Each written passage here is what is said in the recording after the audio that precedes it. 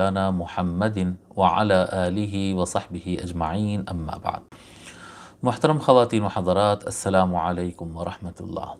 اللہ تبارک و تعالیٰ کا فضل و احسان ہے کہ ہم کو اس نے قرآن کریم کے مطالعے کی توفیق عطا فرمائی، اور ہم سورہ بقرہ کے انشاءاللہ تعالیٰ آج ہم آیت نمبر 118 سے شروع کرتے ہیں اور مطالعہ کرتے ہیں۔ آئیے آغاز کرتے ہیں۔ اعوذ باللہ من الشیطان الرجیم، بسم اللہ الرحمن الرحیم۔ وقال الذين لا يعلمون لولا يكلمنا الله أو تأتينا آية كذلك قال الذين من قبلهم مثل قولهم تشابهت قلوبهم قد بينا الآيات لقوم يوقنون۔ اللہ تبارک و تعالیٰ فرماتا ہے وقال الذين لا يعلمون لولا يكلمنا الله أو تأتينا آية، وقال اور کہا یا کہتے ہیں، الذين لا يعلمون وہ لوگ جن کے پاس علم نہیں ہے، وقال الذين لا يعلمون اور کہا وہ لوگ نے کہا جن کے پاس علم نہیں ہے۔ کون ہیں صاحب یہ لوگ؟ ہم گزشتہ آیتوں میں پڑھے تھے کہ اللہ تبارک و تعالیٰ دو تقسیم کیا، ایک اہل الکتاب اور ایک الذین لا یعلمون۔ اہل الکتاب جن کے پاس اللہ تبارک و تعالیٰ کی طرف سے کتاب آئی ہے، ان کے پاس علم ہے، عمل نہیں کیے، مانے نہیں، ایک الگ بات ہے، لیکن ان کے پاس نالج تو ہے، علم ہے۔ اور لا یعلمون سے مراد وہ لوگ ہیں جن کے پاس کوئی کتاب نہیں ہے، جن کے پاس کوئی مذہب نہیں ہے، جو کوئی نبی کو نہیں مانتے، یعنی وہ مشرکین ہے اور ایتھسٹ ہے، ملحدین ہے، ان کو لا یعلمون اور جاہلوں کے طور پر اللہ تبارک و تعالیٰ نے بیان کیا ہے۔ بعض بزرگان دین، بعض مفسرین جیسے امام نصفی بھی نقل کیے ہیں کہ اس سے مراد خود اہل کتاب بھی ہو سکتے ہیں۔ لا یعلمون سے مراد یہاں پر اس آیت میں اہل کتاب بھی ہو سکتے ہیں جن کے پاس تورات اور انجیل ہو، لیکن پھر ان کو لا یعلمون کیوں کہا، یعنی نہیں جاننے والے کیوں کہا ان کو؟ اس لیے کہا ان کو کیونکہ وہ عمل نہیں کرتے، کہ جو شخص کے پاس علم ہو لیکن وہ اس پر عمل نہیں کرتا ہو، وہ عالم کہلانے کے لائق نہیں ہوتا ہے، وہ علم نہیں کہا جائے گا اس کو جب نہیں کرتا۔ یہ بھی ایک قول ہے۔ بہرحال مشرکین ہو یا اہل کتاب ہو، جو بے عمل اہل کتاب ہو، انہوں نے کہا لولا یکلمنا اللہ، کیوں ایسا نہیں ہوتا؟ جی، لو کیوں نہیں، لولا کیوں نہیں، یکلمنا، کلم یکلم بات کرنا، یکلمنا ہم سے بات کرے اللہ، وقال الذین لا یعلمون لولا یکلمنا اللہ، اور جن کے پاس علم نہیں ہے، جو جانتے نہیں، انہوں نے کہا کہ کیوں ایسا نہیں ہوتا کہ اللہ ہم سے خود بات کرے؟ ایسا کیوں ہو رہا ہے کہ موسیٰ علیہ السلام کو اللہ تعالیٰ کہہ رہا ہے کہ پہنچاؤ، اے محمد صلی اللہ علیہ وآلہ وسلم، اے محمد ایسا کیوں ہو رہا ہے کہ اللہ آپ سے فرما رہا ہے اور آپ کے پاس وحی بھیج رہا ہے اور آپ ہم کو پہنچا رہے ہیں؟ ایسا کیوں نہیں ہوتا؟ اللہ ڈائریکٹ ہم سے بات کیوں نہیں کرتا؟ ڈائریکٹ ہم سے بات کر لے اللہ تعالیٰ۔ جی، انا للہ و انا الیہ راجعون۔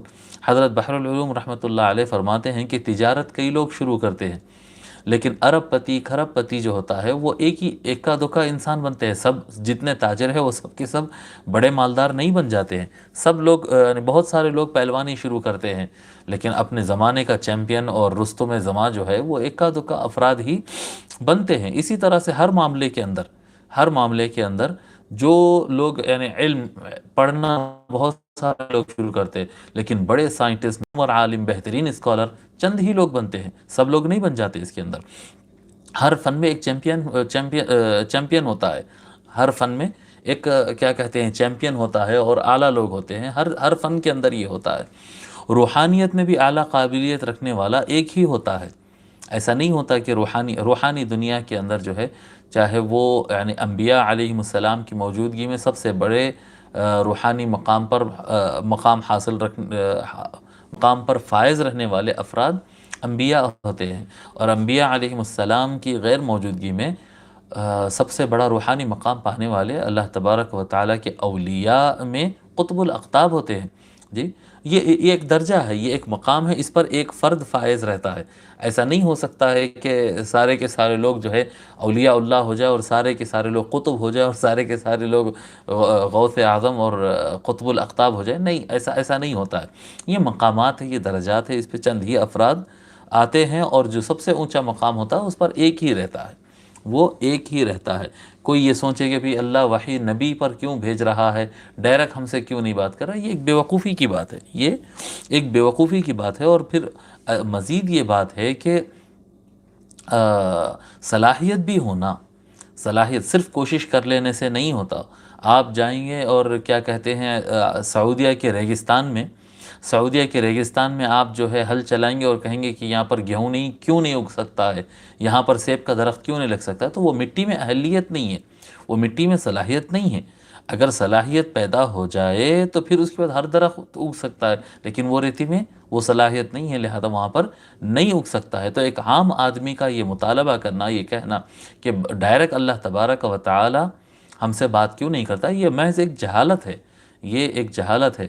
ما کان لبشر ان یکلمہ اللہ، اللہ تبارک و تعالی فرماتا ہے کہ بشر کی یہ مجال نہیں کہ ڈائریکٹ اللہ تعالیٰ اس سے بات کرے، اس کے لیے بڑے اونچے مقام، ایک عام بشر یہ چیز کو نہیں پا سکتا ہے۔ لولا یکلمنا اللہ او تأتینا آیہ، اور ایسا کیوں نہیں ہوتا کہ ہمارے کو اللہ تعالیٰ کوئی نشانی دکھائے۔ آپ دیکھیں ان کی ہٹ دھرمی کیا کہتے ہیں، یا اللہ تعالیٰ ہم سے ڈائریکٹ بات کرے یا ہم کو کوئی نشانی دکھائے، کتنی ہٹ دھرمی ہے۔ دیکھیں آپ سابقہ انبیاء علیہم السلام کیا کم نشانیاں بتائے اپنے اقوام کو، حضور اکرم صلی اللہ علیہ وآلہ وسلم کی ذات مبارکہ سراپا معجزات، سرکار چلتے پھرتے پتھر ان کو سلام کرتے، درخت ان کو سلام کرتے، ان کے ہاتھ سے مس ہوئے کیا کہتے ہیں پانی میں اضافہ ہو جاتا ہے، ان کے حکم سے درخت چلنے لگتے ہیں، حضور صلی اللہ علیہ وآلہ وسلم کے اشارے پر چاند 2 ٹکڑے ہوتا ہے۔ اتنے سارے معجزات ہونے کے بعد بھی پھر وہ کفار اور مشرکین کے اور جہال کے، جاہلوں کے اٹھ پٹانگ مطالبے، جیسا کہ شعیب علیہ السلام کے قوم نے مطالبہ کیا تھا کہ اگر آپ اللہ کے سچے نبی ہے تو ایک کام کرو، ہمارے سروں کے اوپر آسمان گرا کے بتا دو۔ آسمان گر جانے کے بعد پھر بچتا کیا وہاں پر ایمان لانے کے لیے؟ تو اس طرح کے جو ہے سوالات مشرکین مکہ ایک مرتبہ حضور اکرم صلی اللہ علیہ وآلہ وسلم سے سوال کیا کہ اگر آپ اللہ کے سچے نبی ہے تو ایک کام کرو، یہ پہاڑ کو آپ سونا بنا دو۔ اچھا، یعنی مطالبے کے اندر بھی اپنی لالچ پوری کر رہے ہیں، بات کر رہے ہیں ایمان لانے کے لیے، لیکن اپنی لالچ کے پہاڑوں کو سونے کے بنا دو، وہ کر دو، یہ کر دو، انا للہ۔ تو یہ جہالت ہوتی ہے، اس لیے اللہ تبارک و تعالیٰ نے پہلے ہی ان کو لا یعلمون کہہ دیا کہ ان کے اندر علم کی اہلیت نہیں ہے۔ جو لوگ نہیں جانتے، جو جاہل ہے، وہ اس طرح سے سوال کرتے، کہتے ہیں کہ کیوں اللہ ہم سے بات نہیں کرتا، یا کیوں ہمارے پاس کوئی آیت نہیں آتی۔ کذالک، حالانکہ آیت نہیں آئی، نہیں ہے آیات تو بہت سارے آئے، آیات نشانی معجزات بہت سارے آئے ہیں، بہت نشانیاں ان کے سامنے ہیں، خود قرآن کریم ان کے سامنے ہے، اتنا بڑا معجزہ عجیب، یعنی پورے عرب عاجز آ گئے۔ حضور اکرم صلی اللہ علیہ وآلہ وسلم کیا کہتے زمین پر کسی کے شاگرد نہیں ہیں، کسی کے پاس سیکھے نہیں زبان، لیکن ان کے جو عرب ہوتے تھے اور جو سب سے افصح اللسان اور ابلغ البیان جو افراد ہوتے تھے، وہ افراد بھی عاجز آ گئے قرآن کے سامنے کہ یہ کیسے سینٹنسز یہ لائے جا رہے ہیں، یہ تو انسان کا کلام نہیں ہو سکتا ہے۔ سب سے بڑے ماہرین کہہ رہے ہیں کہ یہ انسان کا کلام نہیں ہو سکتا ہے، پھر مشرکین بیٹھ کر کہتے ہیں کہ کوئی نشانی لے کر آؤ۔ انا للہ و انا الیہ۔ کذالک قال الذین من قبلہم مثل قولہم، کذالک اسی طرح سے، قال الذین من قبلہم، قال کہا، الذین جو، من قبلہم ان سے پہلے تھے۔ یہ جس طرح سے آج جاہل اے نبی صلی اللہ علیہ وآلہ وسلم جس طرح سے یہ آپ سے مطالبے کر رہے ہیں نا، کوئی نشانی بتا دو، اللہ ہم سے ڈائریکٹ کیوں نہیں بات کرتا، اسی طرح سے ان سے پہلے والوں نے بھی اسی طرح سے کہا تھا، مثل قولہم، ان کے قول کی طرح ہی، یہ جس طرح کے اٹھ پٹانگ کے اور نامناسب سوالات کر رہے ہیں، اسی طرح سے مطالبے کر رہے ہیں، اسی طرح سے ان سے پہلے والوں کے بھی مطالبے تھے۔ تشابہت قلوبہم، ان کے دل ایک جیسے ہے، جس طرح سے وہ جاہل اور مشرک تھے، منکر تھے، ان کے دل خراب تھے، اس طرح سے آج بھی اس طرح کے اٹھ پٹانگ مطالبے کرنے والے، بات کو قبول نہیں کرنے کی نیت سے ضد کرنے والے افراد اسی طرح کے دل رکھنے والے، تشابہت قلوبہم، ان کے دل آپس میں مشابہ ہو گئے، ایک جیسے دل رکھنے والے۔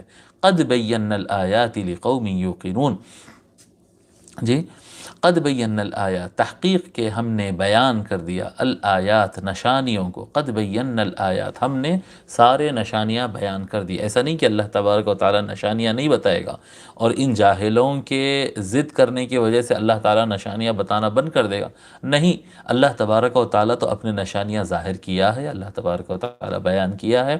اللہ تعالیٰ فرماتا ہے قد بینا الآیات، ہم نے سارے آیات کو کھول کھول کر بیان کیا ہے، لقوم یوقنون، لیکن کس کے لیے؟ لقوم، ایک ایسی قوم کے لیے، یوقنون، جو ایمان رکھتی ہو، جو یقین رکھتی ہو، جو ایمان رکھتی ہو، جو ماننا چاہتے ہو، اس کے لیے سارا میدان کھلا ہے اور سارے نشانیاں موجود ہے، اور اللہ تبارک و تعالی سارا علم عطا کیا ہے، اور اللہ تبارک و تعالی اپنے بندوں سے قرآن کے ذریعے، اپنے کلام کے ذریعے بات کرتا ہے۔ جب بندہ نماز میں کھڑا ہوتا ہے یا کلام اللہ قرآن کریم پڑھتا ہے تو اس وقت وہ اللہ تعالیٰ سے بات کرتا ہے، دعا کرتا ہے تو وہ اللہ تعالیٰ سے کچھ کہتا ہے۔ وہ جب قرآن پڑھتا ہے اور سمجھتا ہے تو وہ قرآن اللہ کا کلام ہے جسے وہ بندوں سے کر رہا ہے۔ اگر کسی کو اللہ کا کلام چاہیے تو اللہ ہم سے کیا فرماتا ہے یہ جاننا چاہتے ہیں تو یہ موجود ہے سامنے، یہ ہمارے سامنے موجود ہے۔ لیکن اگر کوئی شخص کو ضد کرنا ہو، اگر کسی کو ضد کرنا ہو تو پھر ضد کا کوئی علاج نہیں ہے، ضد کا کوئی علاج نہیں۔